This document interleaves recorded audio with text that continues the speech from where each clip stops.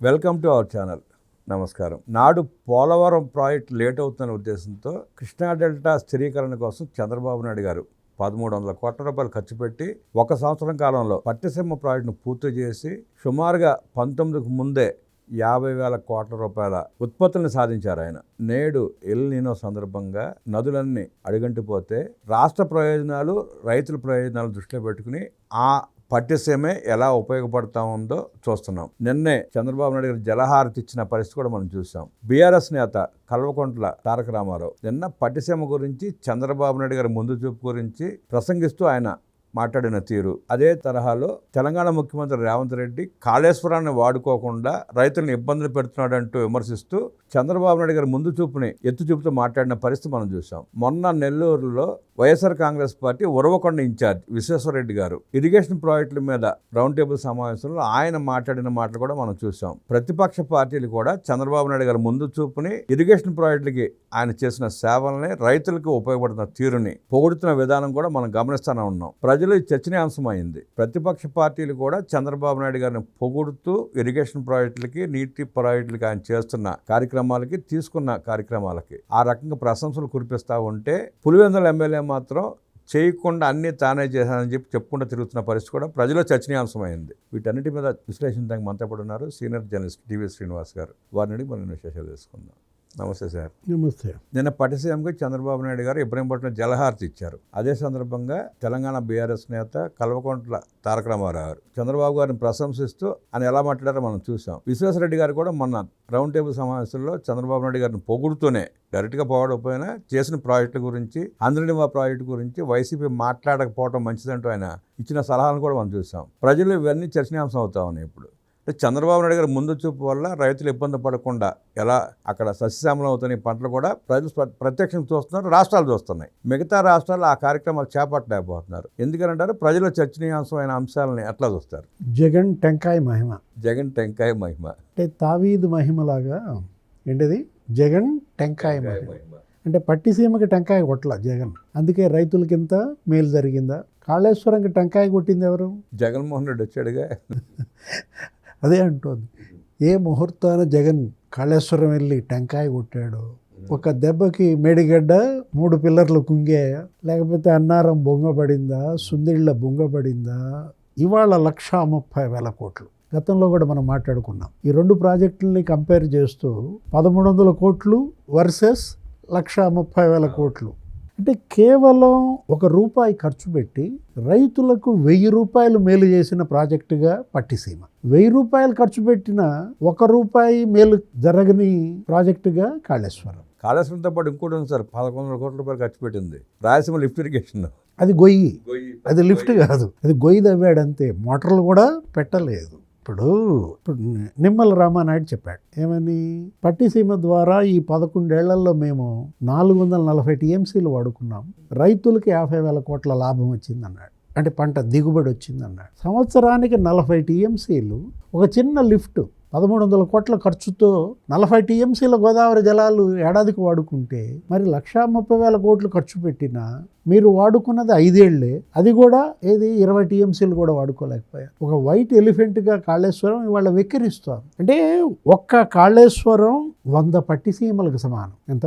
100 పట్టిసీమలు. అంతే కదా. అంటే ఒక్క కాళేశ్వరంకి అతను పెట్టిన ఖర్చుతో ఎన్ని పట్టిసీమలు వస్తాయి? 100 పట్టిసీమలు వచ్చాయి. అంటే రైతులకు 100 × 440 ఎంత?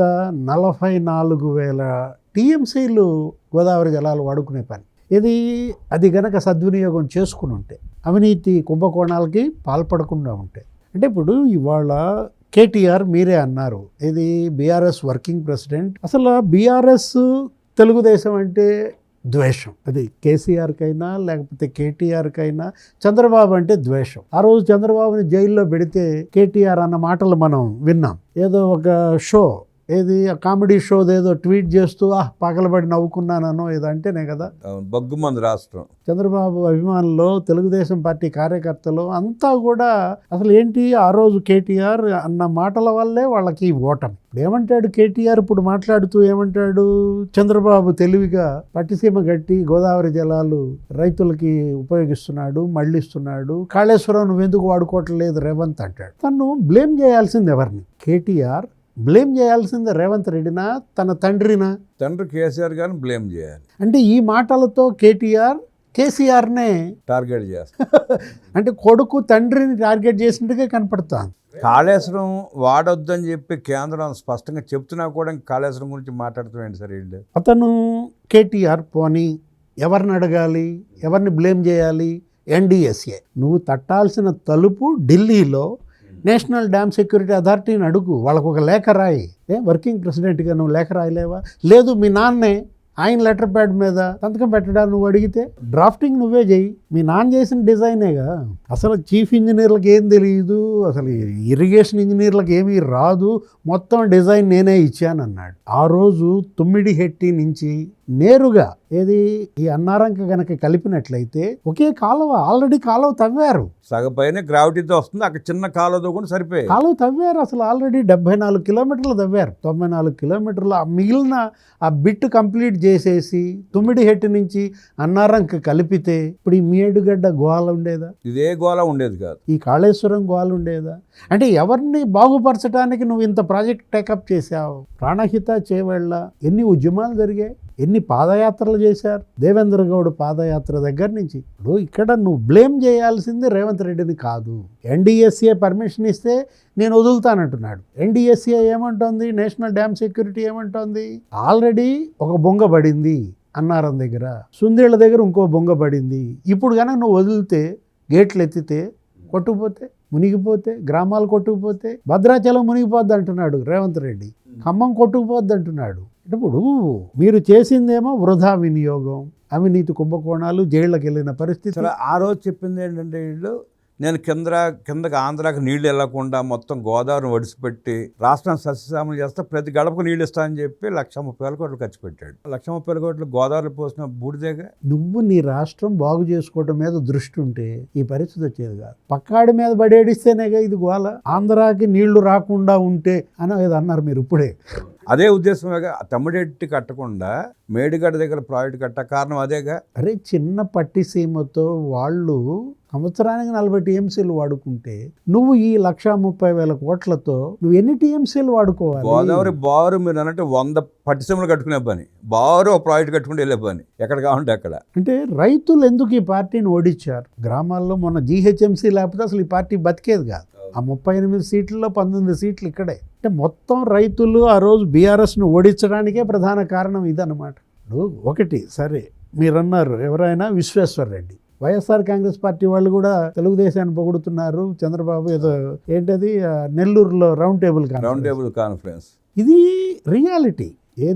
వాళ్ళ చంద్రబాబు హార్డ్ వర్క్, అతని యొక్క దూరదృష్టి ఒక్క వైసీపీ వాళ్లే కాదు, బీఆర్ఎస్ వాళ్లే కాదు, దేశం మొత్తం అటు బీజేపీ అన్ని పార్టీలు ఎందుకంతా ఆయనకు విలువిస్తాయంటే కారణం అదే. ప్రజా ప్రయోజనాలు, రాష్ట్ర అభివృద్ధి, ఇది తప్ప ఇంకా మనం పక్కాన్ని నాశనం చేద్దామనే ఆలోచన ఉండకూడదు కదా. అంటే కూటమి ప్రభుత్వం చంద్రబాబు నాయుడు గారు చేసే పని స్పష్టం కనపడతా ఉంది అందరికీ. కనపడిన పని కూడా చేయట్లేదు అంటా ఉంటే ప్రజలు తిరగబడక విమర్శించక ఏం చేస్తారు? మొన్న తుంగభద్ర గేట్లు ఎంత ఖర్చు పెట్టారంటే 52 కోట్లు. కన్నయ్య నాయుడు అతను గేట్లలో ఎక్స్పర్ట్, ఎప్పటి నుంచి పనిచేస్తున్నాడు. ఎందుకని కన్నయ్య నాయుడుని ఉపయోగించుకోలేకపోయారు? తెలిస్తే వాళ్ళకి. అంటే టాలెంట్ ఎక్కడుందో దాన్ని గుర్తించాలి, అతను ఎంకరేజ్ చేయాలి. ఇప్పుడు పులిచింతల గేట్ కొట్టుకుపోయింది, అసలు పట్టించుకున్నాడా జగన్మోహన్ రెడ్డి? గుండ్లకమ్మ గేట్లు కొట్టుకుపోయింది, 1 కాదు 2 గేట్లు కొట్టుకుపోయాయి, పట్టించుకున్నాడా? అదేదో అసలు ఒక ప్రాజెక్ట్ కొట్టుకుపోయింది, అన్నమయ్య డ్యామ్. ఎవరిదా పాపం? జగన్మోహన్ రెడ్డిదే. అరే 40 మంది సజీవ సమాధి అయ్యారే, జల సమాధి. అంటే గేట్లకి గ్రీజు పెట్టే దిక్కు లేకపోతే నువ్వేంటి ఇంకా? అదే విశ్వేశ్వర రెడ్డి తిట్టింది. జగన్మోహన్ రెడ్డిని విశ్వేశ్వర రెడ్డి తిట్టడం, కేసీఆర్ని కేటీఆర్ తిట్టడం. అసలు ఏంటంటే కేవలం ఇప్పుడు ఇవాళ మనం బటన్లు నొక్కినా, సంక్షేమం అందించినా ఎందుకని మనకు ఓట్లేదు, మనల్ని ఎందుకని నమ్మలేదు? అతనిలో ఉన్న ఆ సమీక్ష, ఆ రివ్యూ జగన్లో ఎందుకని లేదండి? జగన్మోహన్ రెడ్డికి సమీక్షించుకునే ఉద్దేశం లేదు, పార్టీని ప్రశాంతంగా నడిపే ఉద్దేశం లేదండి, బతకనిచ్చే ఉద్దేశం లేదు. ఆ పార్టీ బతకటం జగన్కే ఇష్టం లేదన్నమాట. అలా ఆ పేటీఎం బ్యాచ్ని, దొంగల్ని, కబ్జాకోరుల్ని, ముఠాకోరుల్ని, గంజాయి బ్యాచ్ని అడ్డం పెట్టుకుని తనకు రక్షణ వలయంగా తిప్పుకుంటున్నాడు చుట్టూతా, పార్టీకి కాదు. అందుకే లైవ్ కట్ చేసింది. విశ్వేశ్వర్ రెడ్డి మాట్లాడుతుంటే లైవ్ కట్ చేశారంటే అర్థం పార్టీ లైవ్ కట్ చేశారు. అవును, వాళ్ళు కట్ చేసింది విశ్వేశ్వర రెడ్డి వాయిస్ కట్ చేయటం కాదు. పార్టీ పేక్ కట్ చేశారు. ఇప్పుడు తనేమన్నాడు, ఉమ్మడి అనంతపురం జిల్లాలో 3,000 కోట్లు ఖర్చు పెట్టారు. అరే ఒక్క బాలకృష్ణ హిందూపురం నియోజకవర్గంలో 750 కోట్లు ఖర్చు. వాళ్ళని అభివృద్ధిలో మనమేమి నిలదీయలేం. హంద్రీనీవా, సుజల స్రవంతి, జగన్ కుప్పానికి నీళ్ళు ఇచ్చాడు. ఏమిచ్చాడు? గేట్లు అద్దెకు తెచ్చి 6 ట్యాంకర్లు నీళ్లు కొనుక్కొచ్చి పోసి మళ్ళా పోతూ పోతూ గేట్లు ఎత్తిపోయాడు. ఎత్తుకుపోయారు.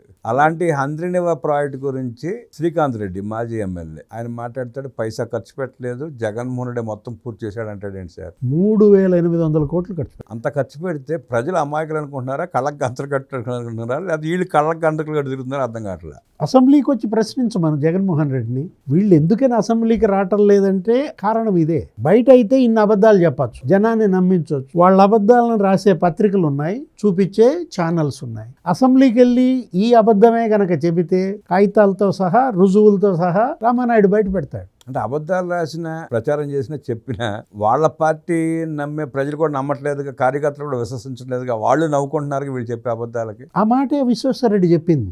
మనం ప్రాజెక్టులు కట్టాము, మనం నీళ్ళు ఇచ్చాము అంటే మన నీళ్ళు అని అడిగారు.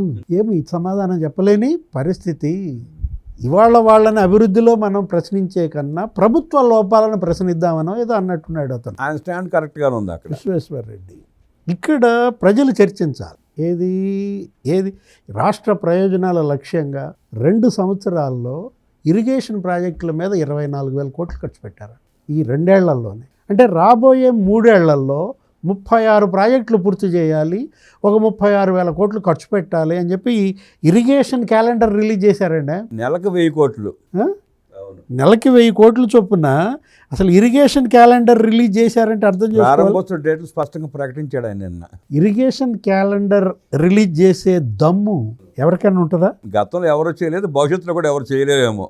అంటే అదేంటి, ఒక పట్టుదల, ఒక విజన్, ఒక వర్క్ కల్చర్ అన్నమాట. ఒక హార్డ్ వర్క్ అనేది నీకు స్పష్టంగా చెప్పాడు. పోలవరం ప్రారంభోత్సవం 2027 మార్చి 31, జంజావతి ప్రారంభోత్సవం 2027 జనవరి 31, హీరమండలం రిజర్వాయర్ ప్రారంభోత్సవం 2027 ఏప్రిల్ 30, వంశధార ఫేజ్ 2 ప్రారంభోత్సవం 2027 జూలై 1వ తారీఖు, Mahendra Tanaya offshore 2027 July 15, Taraka Rama Teerthasagar 2027 December 30, Varikapudisela 2028 December 15, Penna Sarvepalli reservoir ప్రారంభోత్సవం 2026 డిసెంబర్ 31, వెలుగొండ మొన్న కూడా చెప్పాడు ఏమని, రేపు మరి వెలుగొండ ప్రాజెక్టు 2026 సెప్టెంబర్ 1. ఎన్ని రోజులు ఉంది?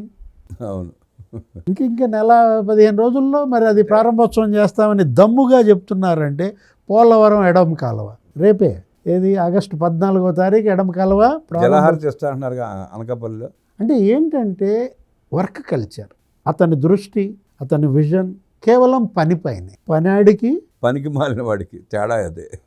నీటి రంగ ప్రాజెక్టుల గురించి, ప్రారంభోత్సవాల గురించి స్పష్టంగా మాట్లాడిన ముఖ్యమంత్రి చంద్రబాబు నాయుడు తప్ప గతంలో కానీ భవిష్యత్తులో కానీ ఎవరు ఉండే అవకాశం లేదని చంద్రబాబు నాయుడు గారి దూరదృష్టిని అటు వైసీపీ నాయకుడు విశ్వేశ్వర రెడ్డి, ఇటు బీఆర్ఎస్ నాయకుడు కల్వకుంట్ల తారక రామారావు కూడా పొగుడుతున్నారంటే ఆయన నిబద్ధతకు అదే నిరసనం అంటూ విశ్లేషించిన డివి శ్రీనివాస్ గారికి ధన్యవాదాలు తెలియజేస్తూ నమస్కారం.